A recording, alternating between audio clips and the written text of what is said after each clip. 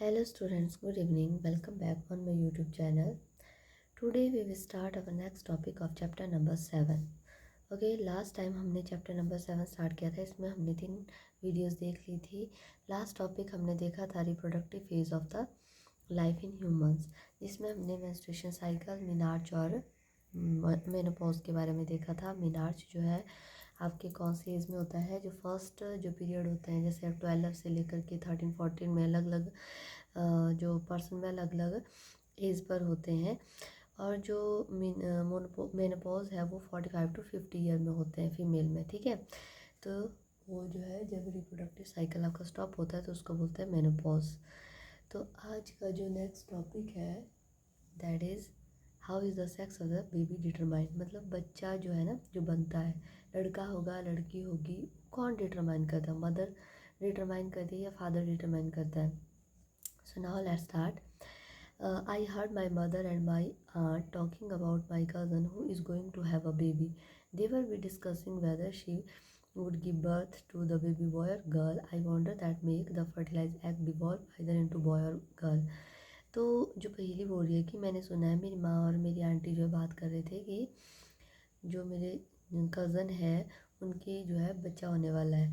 तो ऐसे होता है ना, बात करते हैं तो कि लड़का होगा लड़की होगी. ठीक है, तो ये बोल रही कि मैं सरप्राइज़ हूँ कि जो फर्टिलाइज एग है वो मेल में, लड़के में या फिर लड़की में, किस में जो है वो कन्वर्ट होगा, डिवॉल्व होगा. बॉय और गर्ल कैसे बनते हैं? इनसाइड द फर्टिलाइज एग और zygote is the instruction for determining the sex of the baby. तो जो फर्टिलाइज एग है ना, जो जाइगोट बनता है, वही जो है क्या करता है, वो इंस्ट्रक्शन देता है कि किस तरीके से जो बेबी है उसका सेक्स होगा, मतलब वो जो बच्चा है वो लड़का होगा या लड़की होगा. This instruction is present in the thread like structure is called the chromosome. तो ये हमने पीछे भी देखा था सेल में कि क्रोमोजोम जो है सेल के अंदर होते हैं. तो ये जो क्रोमोजोम है ना, यही डिटरमाइन करते हैं बेसिकली कि लड़का होगा या लड़की होगी. पर ये क्रोमोजोम भी कैसे पता लगाते हैं? ठीक है, in the fertilize egg chromosome are present inside the nucleus of every cell. All human beings have 23 pair of chromosome in the nucleus of their cell, and the two chromosome of these are the sex chromosome. तो जो हमारी body में जितने भी cell हैं ना, हर एक cell के पास 23 पेयर ऑफ क्रोमोजोम होते हैं. ठीक है, और जो 23 पेयर ऑफ क्रोमोजोम है उनमें जो 22 है वो सिमिलर होते हैं और 1 पेयर ऐसा होता है जो कि सेक्स क्रोमोजोम कहलाता है. या तो वो एक्स एक्स होगा या तो एक्स वाई होगा. ठीक है, अगर मेल होगा तो एक्स वाई होगा, अगर फीमेल होगा तो एक्स एक्स होंगे. And the gametes have only one set of chromosome. The unfertilised egg always have one x chromosome. अब जो गेमेट्स बनते हैं, मेल के अंदर स्पर्म होता है, फीमेल के अंदर ओवा होता है, उनमें सिर्फ जो है 1 सेट ऑफ क्रोमोजोम होता है. ठीक है, एक सेट क्रोमोजोम का उसमें होता है, डबल सेट नहीं होता है.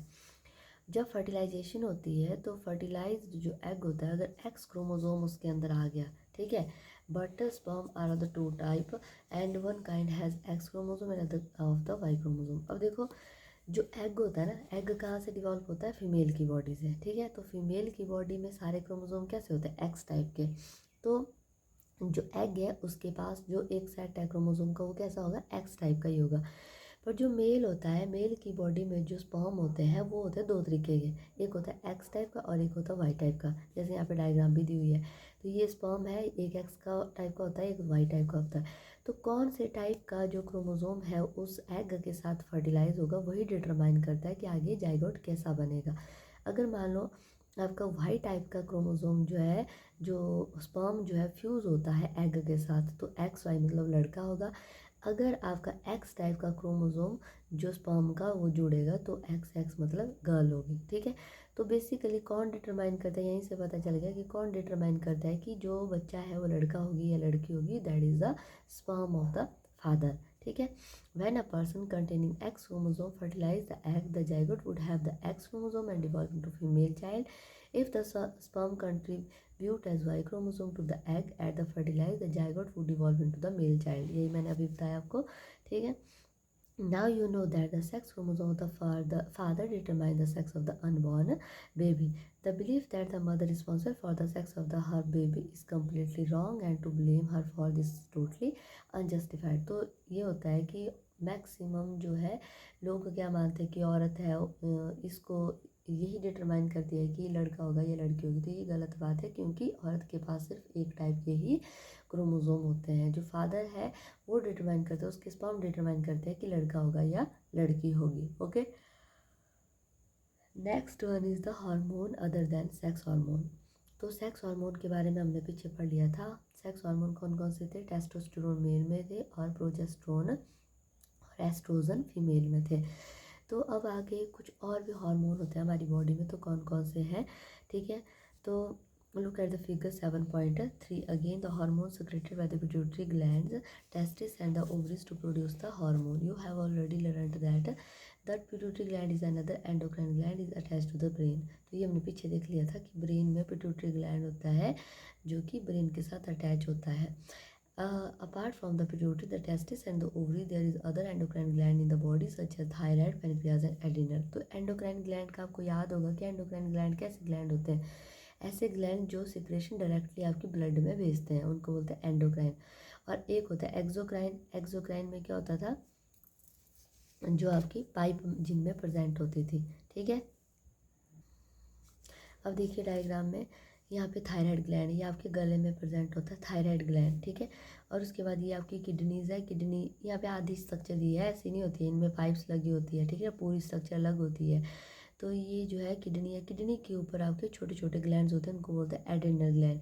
और यहाँ पर आपका पैनक्रियाज होता है। पैनक्रियाज आपका बहुत इंपॉर्टेंट पार्ट है। ये क्या करता है? प्रोटीन को तोड़ने में हेल्प करता है। और इसके साथ यहाँ पर आपका ये जो है ओवरी दी हुई है और ये आपका मेल का पार्ट टेस्टिस दिया है। ठीक है, Bujo and Paheli had once visited their aunt who was the doctor, and remember that a boy is named the Kaka has very big and bulging throat, and their aunt has told them to Kaka was suffering from the goiter, a disease of the thyroid gland. Kaka thyroid gland was not producing the hormone thyroxine. तो देखो thyroid जो gland होता है ये यहाँ पर है गले में। ठीक है, आपने देखे होंगे कई लोग जिनके गला बहुत मोटा होता है। ठीक है, तो पहले के टाइम में तो बहुत ज़्यादा होता था ये, पर प्रेजेंट में नहीं होता है। आज के टाइम में ये जैसे एज बढ़ती जाती है उसके हिसाब से ये पर्सन में हो जाता है। तो ये थायराइड ग्लैंड जो है वो बोल रहे हैं पहली और बूझो कि उनके जो एक आंट है, वो जो है जो एक डॉक्टर है। ठीक है, तो वो गए वहाँ पे, उन्होंने देखा कि वहाँ पर एक काका है, उनके गले में एक बहुत बड़ा बल्ज है, गला फूला जैसा है एक तरीके से। तो उन्होंने उनसे पूछा कि ऐसा क्यों है? तो उन्होंने बोला कि इसको ग्वाइटर बोलते हैं। ग्वाइटर का मतलब होता है घेंगा। ठीक है, और ये एक डिजीज़ होता है जो कि थायराइड ग्लैंड की वजह से होता है। ऐसा क्यों होता है? क्योंकि बॉडी में जो थायराइड ग्लैंड होता है वो प्रॉपर हार्मोन को सीक्रेट नहीं कर सकता। इसमें प्रॉपर सीक्रेशन होती है। थायराइड ग्लैंड जो है एक हार्मोन को सीक्रेट करता है जिसका नाम है थायरॉक्सिन। ठीक है, थायरॉक्सिन हार्मोन को ये सीक्रेट करता है। तो ये प्रॉपरली थायराइड ग्लैंड इसको सीक्रेट नहीं कर पाता है, जिसकी वजह से ये मोटा हो जाता है और आपका ग्वाइटर बन जाता है। Okay, their aunt also told them their uncle was suffering from the diabetes because his pancreas was not producing the hormone insulin in the sufficient quantity. तो ये जो आंटी है उनकी, वो बताती है उनको कि उनके अंकल भी जो है वो डायबिटीज़ से सफ़र कर रहे हैं। डायबिटीज़ का मतलब क्या होता है? शुगर, मधुमेह जिसको बोलते हैं। क्यों है वो उससे सफ़र कर रहे हैं? क्योंकि वो इंसुलिन उनकी बॉडी में प्रॉपर सीक्रेट नहीं हो रहा है। तो मतलब जो आपका पैनक्रियाज है वो क्या सीक्रेट करता है? तो इसके आगे आप लिख सकते हैं, तो ये करता है इंसुलिन सीक्रेट। ठीक है, तो क्या सीक्रेट करता है? इंसुलिन। ये भी हार्मोन है, ये भी हार्मोन है। तो इंसुलिन को कौन सीक्रेट करता है? पैनक्रियाज। तो अगर पैनक्रियाज में इंसुलिन प्रॉपर सीक्रेट नहीं होगा तो बॉडी में डायबिटीज़ हो जाएगा, क्योंकि इंसुलिन क्या करता है? ग्लूकोज को मेंटेन करने का काम करता है। Bujo and Paheli then asked them aunt about the adrenal gland, which is also known as the chart hung on the wall of the clinic, and the aunt told them the adrenal gland secrete the hormone which maintain the correct salt balance in the blood. तो देखो एक और hormone body में secret होता है, जो कौन secret करता है? Adrenal gland. एड्रिनल ग्लैंड जो है एडलिन सीक्रेट करता है। ठीक है, क्या नाम है इसका? अब एड्रिनल ग्लैंड क्या करता है? Secret Adeline.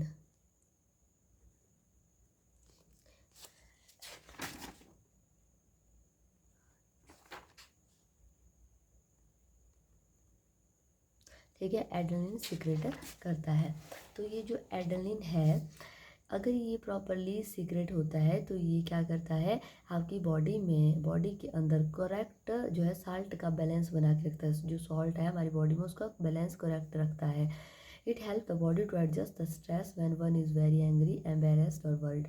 अगर आपकी बॉडी में एड्रेनलिन प्रॉपरली सीक्रेट होता है तो आप गुस्से के ऊपर और आप नाराज़गी के ऊपर या फिर परेशानी के ऊपर ज़्यादा बहुत ज़्यादा रिएक्ट नहीं करेंगे, आप आराम से उस चीज़ को हैंडल कर सकते हैं। जिनमें एड्रेनलिन प्रॉपरली सीक्रेट नहीं होता है उनकी बॉडी में इन चीज़ों को कंट्रोल करने में, इन चीज़ों से ओवरकम करने में बहुत मुश्किल होती है। गुस्सा होंगे तो बहुत ज़्यादा गुस्सा हो जाएंगे, ठीक है।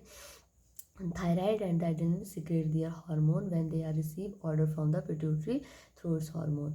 तो ये जो थायराइड है और आपका एड्रिनल है, ये दोनों तभी हार्मोन सीक्रेट करते हैं जब इनको पिट्यूटरी ग्लैंड से मैसेज आता है, अदरवाइज नहीं करते। पिट्यूटरी सीक्रेट करता है ग्रोथ हार्मोन, जो नेसेसरी होता है नॉर्मल ग्रोथ के लिए, किसी भी पर्सन की नॉर्मल ग्रोथ के लिए ये ग्रोथ हार्मोन को सीक्रेट करता है। तो अब वो जो बोल रहा है कि क्या एनिमल की बॉडी में भी कोई हार्मोन होता है, क्या उनका भी कोई रोल है रिप्रोडक्शन में।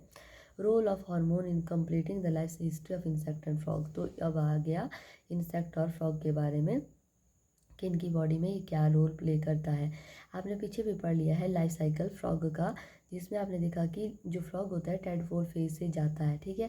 फ्रॉग में डिफरेंट फेजेस होती है, पहले आपके एग बनते हैं, एग के बाद फिर जो है टेडपोल बनता है, फिर वो फर्दर जो है मेटामॉर्फोसिस होकर के फिर और डिवॉल्व होता है, फिर वो एडल्ट बनता है।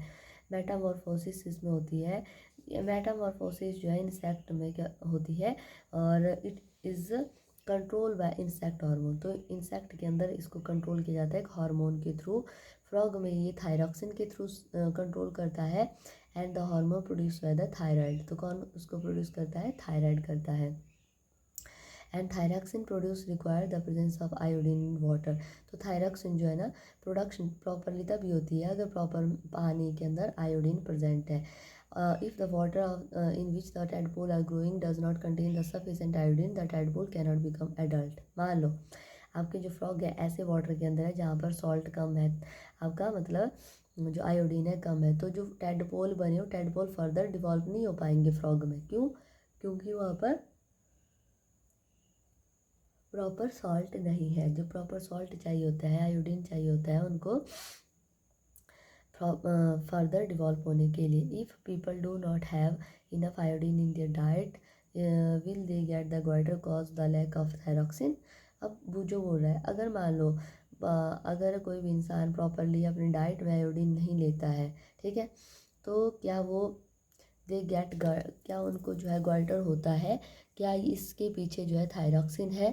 तो यस, थायरॉक्सिन है इसमें, इसके पीछे, क्योंकि थायराइड ग्लैंड जो है थायरॉक्सिन को प्रॉपरली सीक्रेट नहीं कर पाता है, ठीक है। Activity 7.3 collect information from the magazine. और इसके साथ एक ना आपकी बॉडी में थायराइड का, कि आपको जिनको थायराइड होता है तो उनको बोला जाता है कि आपको कम प्रॉपरली जो है आयोडाइज्ड सॉल्ट लेना है, ठीक है, क्योंकि उसके अंदर क्या होती है, जो सॉल्ट है उसमें आयोडीन प्रेजेंट होता है। और साथ ही साथ जो है बोला जाता है कि आपने जो है बैक साइड से सनलाइट लेनी है, क्योंकि वो जो सनलाइट है ना वो भी आपकी बॉडी में बहुत ज़्यादा हार्मोन को प्रॉपरली सीक्रेट करने में हेल्प करता है। Collect the information from the magazine or from the doctor and prepare a note on the importance of consuming the iodized salt. You also look for this information on the internet. तो doctor से आप iodise salt किस तरीके से आपको लेना चाहिए उसके बारे में आप डॉक्टर से पूछ सकते हैं, इंटरनेट से पूछ सकते हैं। रिप्रोडक्टिव हेल्थ क्या है? अब रिप्रोडक्टिव हेल्थ का मतलब है आप अपनी रिप्रोडक्शन के जो पार्ट है, रिप्रोडक्टिव जो एरिया है, उनको हेल्दी बनाए रखने के लिए क्या क्या आपको फूड लेने चाहिए, क्या क्या आपको भोजन लेना चाहिए। Physical or mental well-being of the human being is regarded as an individual health. To keep the body healthy, every human being at any age need to have the balanced diet. The person must also be observe the personal hygiene and undertake the adequate physical exercise. तो देखो, अगर आपको properly healthy रहना है तो सबसे पहले तो आपको अपनी एज के हिसाब से जो है आप चाहे किसी भी एज के होंगे तो आपको प्रॉपरली बैलेंस डाइट लेनी है, पर्सनल हाइजीन का ध्यान रखना है और प्रॉपरली एक्सरसाइज करनी है, ठीक है। और अगर आप एडोसेंस एज में हैं, जैसे 12-13 साल में है, तो आपको जो है बॉडी को, आपकी बॉडी में ज़्यादा इस टाइम ग्रोथ हो रही होती है, तो आपको ज़्यादा डाइट और न्यूट्रिएंट्स की ज़रूरत होती है, ठीक है। और न्यूट्रिशनल नीड ऑफ द एडोसेंस, अब क्या क्या चाहिए होता है आपकी बॉडी को। रैपिड ग्रोथ और डेवलपमेंट आपकी बॉडी में हो रही है, तो इसके लिए आपको एक बैलेंस डाइट चाहिए होती है। तो बैलेंस डाइट में क्या आता है, बैलेंस डाइट में आपकी प्रोटीन, कार्बोहाइड्रेट, फैट, विटामिन और ये सारी चीज़ें जो है आपकी अप्रोप्रिएट प्रोपोजिशन में होनी चाहिए, ठीक है, मात्रा में होनी चाहिए, सही मात्रा में। इंडियन जो मील है, जो रोटी राइस है और दाल जो है और वेजिटेबल है, वो बैलेंस मील है। और इसके साथ हम जो है थोड़ा बहुत घी लेते हैं, जो फैट का काम करता है। मिल्क जो है एक बैलेंस फूड है अपने आप में। फ्रूट ऑल्सो भी provide the nourishment for infant, mother milk is provide all the nourishment that is they need. तो बच्चों में जो है ना, अगर मदर फीड कराती है तो वो एक प्रॉपर डाइट का काम करता है। आयरन आपकी बॉडी में ब्लड को बनाता है। आयरन रिच जो फूड होता है और लीफी वेजिटेबल है, गुड़ है, मीट है, खट्टे फ्रूट है और आपका आंवला है, ये अच्छे होते हैं एडोसेंट एज में, क्योंकि इनमें बहुत ज़्यादा विटामिन सी होती है आंवला में। और आपको जो है लंच में, डिनर में आपको अपना भोजन जो है वो चेक करना चाहिए। बैलेंस होनी चाहिए आपकी डाइट, ठीक है, जिसमें दालें भी होनी चाहिए, मिल्क भी होना चाहिए, मीट, नट्स, पल्सेस, और ताकि आपकी बॉडी को अच्छे से प्रोटीन मिल सके। और इसके साथ साथ फैट भी होनी चाहिए और शुगर, और उसके साथ जो आपकी बॉडी को एनर्जी दे सके, ठीक है। फ्रूट और वेजिटेबल जो है प्रोटेक्टिव फूड में आते हैं।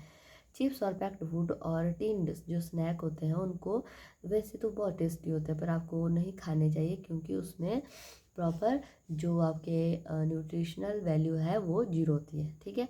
और 7.4 जो है आपको ये दिया हुआ है, आपने क्या करना है, अपने फ्रेंड के साथ एक ग्रुप बनाना है और आपने फूड आइटम के जो आप ब्रेकफास्ट में लेते हैं, लंच में, डिनर में लेते हैं, जो आपने पिछले एक हफ्ते से लिया है, ठीक है, पिछले दिन लिया है या एक हफ्ते से लिया है, उसकी आपने लिस्ट बनानी है। फिर आपने उनको आइडेंटिफाई करना है।